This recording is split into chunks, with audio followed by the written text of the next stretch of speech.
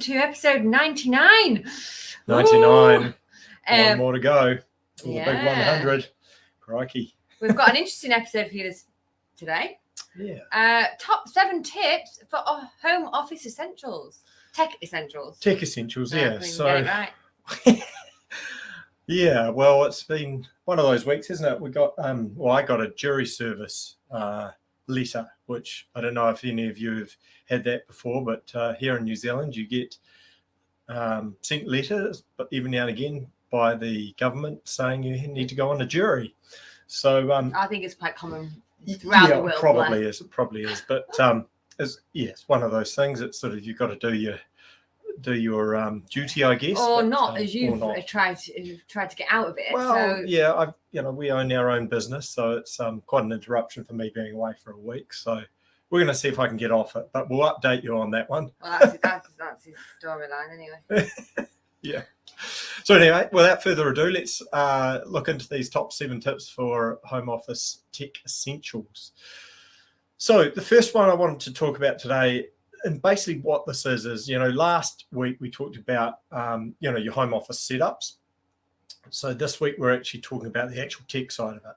First one is computer. I mean, this is probably the most important one of them all. And, there's quite a few ways you can go with this. You can go with a Mac, or you can go with a PC, or you can go with a laptop, and all work. But I think there's some things around that, with your home office that can actually help. So like, for example, 2 screens. For me, I can't live with 1 screen. I need 2 screens. And the reason why that is because a lot of the time you're going to have your emails open, you're going to have possibly your website open or a software you're using, and you want to be able to jump between the two. Or, if you're doing video editing or even image editing, you want to be able to jump between Photoshop and then maybe, a file browser or something like that. I think if you've not tried 2 screens, it's probably a good thing to try. Because I think you don't like it, do you? No, I don't. I did, and I did try it, and I went back, I just do my laptop. So it's personal preference, but. Yeah. I think it's probably you could never go back, but I'm sure at one point you did only have 1 screen, but now you've realised the advantage of having 2 and it works for you. So it's like everything, change you don't like, and once you get used to it, it's quite good. I think one of the key things is you want to have these wide screens, so you want them to be, even if you don't have 2 screens, if you can get one of those really, really wide ones, and you can even get them curved these days, that would be a really good idea, because it gives you that extra real estate on the screen to multitask like you would get if you had 2 screens. I think one of the things, like with Emily, you use a laptop every day. You don't use a laptop holder, but that is something you can look at doing.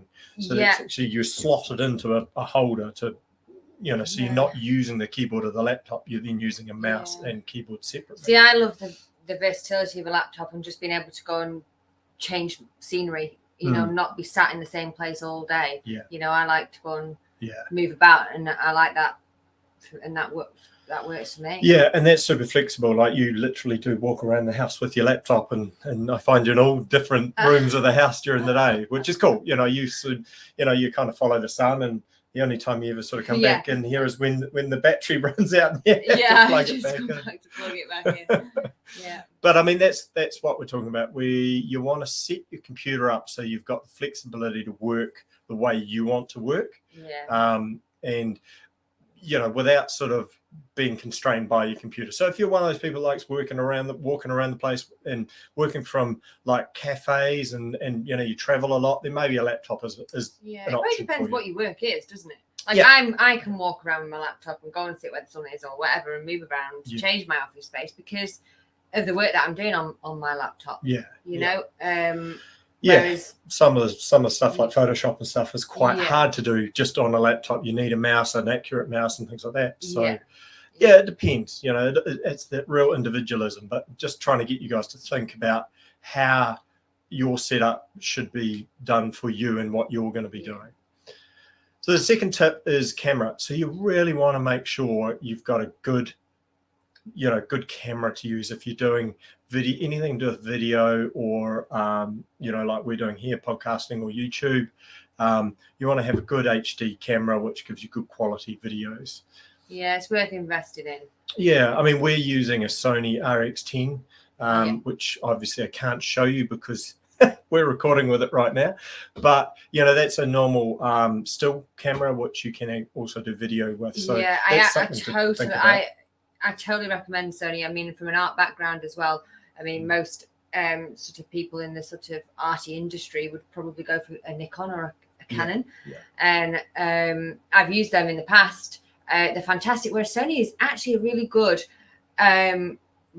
standard for slightly undercuts them cost wise, but you're getting a bloody good bloody good camera. Nice. Definitely. Yeah. Well, I mean, we looked around for a like a webcam sort of style one that sits on your screen, and at the end of the day, we actually went with the Sony still camera that we've got because it just produces a lot better quality. So that's something to have a look at, and your lighting. You want to have good lighting if you're doing any video stuff as well. So we've got a ring light around us, which sometimes you can see in the eyes. You can see the ring, and normally produces a good light on your face. So it's something to think about, because if you're just allowing for the lights and the roof, you won't probably get the lighting that you need. You get too much shadows and things. Yeah, and all you need is a cardboard box and some tape to set it up. Yes. Is that right? Well, that's as I just said, we can't show the setup here, but it's very unique New Zealand setup. Yeah. We call it number 8 wire down here, which is basically just using tape and cardboard to fix something. Yeah. That's right. Hey, it works. The third tip that I want to talk about is your microphone. So you really want to have good quality sound, especially, if you're podcasting. So we use, and I will show you this one, we use a Rode microphone. So it's a podcasting microphone. And, they're not that expensive. I mean, that's probably $200 or $300. Well, I tell you, you can actually probably see the quality of that by listening to our very, very, very, very first podcast ever, and listen to a few down the line when we actually bought this really good one. I think we bought this one in, I don't know, episode 30 or 40, but if you listen to episode number 1 versus episode number 70 or somewhere around there, you'll definitely have different audio qualities. Yeah. Our first one, we should really re-record that. It's just woeful, but hey, it's a good example, isn't it? Oh, everyone has a journey, you know. Yeah, absolutely. One thing you probably want to think about also is, with your number 4 sort of tip is listening. So, obviously you've got your microphones working good. For listening side of things, whether you want to have headphones or whether you want to have speakers in your office, either way, I mean, all work, wireless, wired, but you do want to have a good quality setup so you can listen without getting interrupted. Personally, I use these, which I just suppose these are the noise cancelling ones. Great for aeroplanes. You can turn the noise cancelling on. And also for things like that, you don't have to buy them new. If you're buying something of a really good quality and a good brand like Bose, you can get some really good stuff off eBay. Yeah. And same with the camera, like the still camera we talked about. Oh yeah. Cameras are great to buy secondhand, especially those, the photography ones. Well, yeah, because often photographers and people who use them a lot, nothing wrong with the camera. They just update. Yeah, definitely. I guess number 5, I should say, that I wanted to talk about was your keyboard and your mouse. So as I sort of said before, if you're using a laptop, it depends on what you're doing. You might want to use your laptop for your screen and have a standalone mouse and keyboard. So I have a Logitech one, which is wireless. That's great. Nothing too spectacular about it. It does the trick.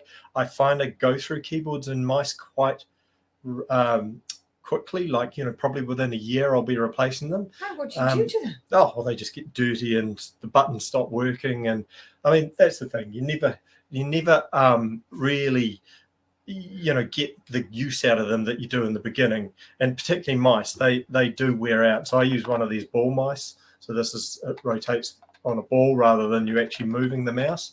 I find that quite good. So in terms of particularly on your wrist and things, you don't get sore wrist because your wrist is in one position and you're actually moving the mouse via the ball. Although that is one thing. When I went from a normal mouse to this thing, that takes a while to get used to. Yeah, I don't. It's like driving on the other side of the road. If you've been in a country where they drive on the other side of the road, yeah, you're still using a car, but it's completely different. So same I with think mice. a lot of people now actually don't use mice anymore. I used to use mice.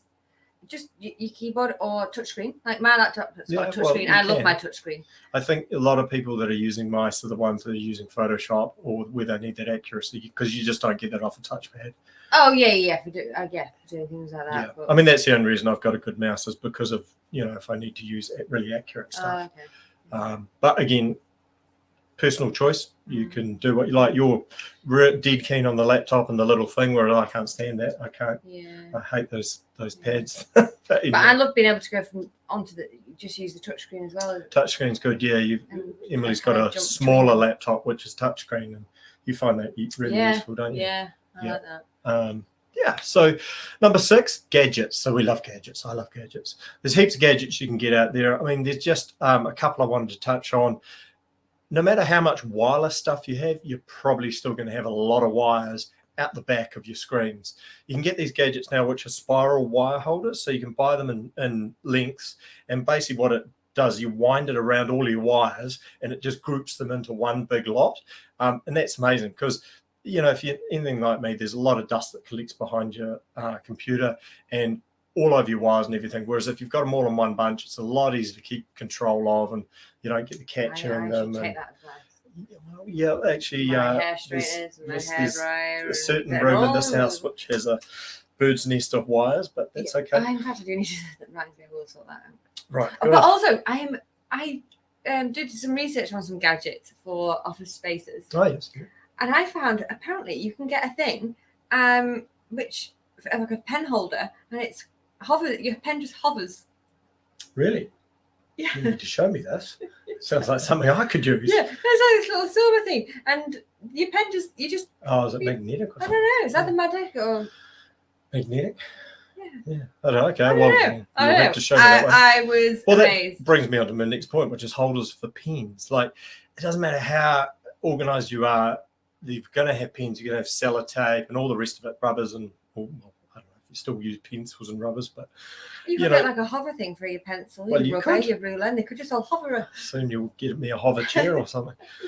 But getting organised with a tray or something like that is really good. So you've got somewhere to put all your pens and pencils and things. Get them out of the way. Get them in one spot. Even a drawer underneath your desk there that you can pull out and put stuff in. It frees the mind of clutter. So if you have your nice clean desk without all the clutter, it's just a more relaxing way to work. So the last tip that we wanted to touch on, tip number 7, was software. And I won't go too much into this, but I used to be one of those people that really didn't invest in software. Like, I didn't like subscriptions and things like that. And I'd always try and find a free way of getting around it. And I've sort of changed a bit over the last year or so. And now I subscribe to about probably 6 or 7 different softwares. And the point of that is it gets to a point where you just need to use the best software you can, and the free stuff doesn't cut it, and you just need to suck it up and pay a little bit per month for the software. So for example, one we love, Canva.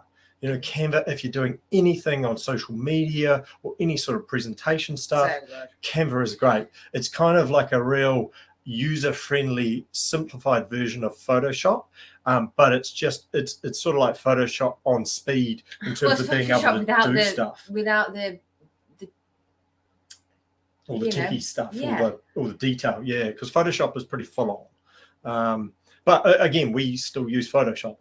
We still subscribe to Photoshop because it does do things that Canva won't.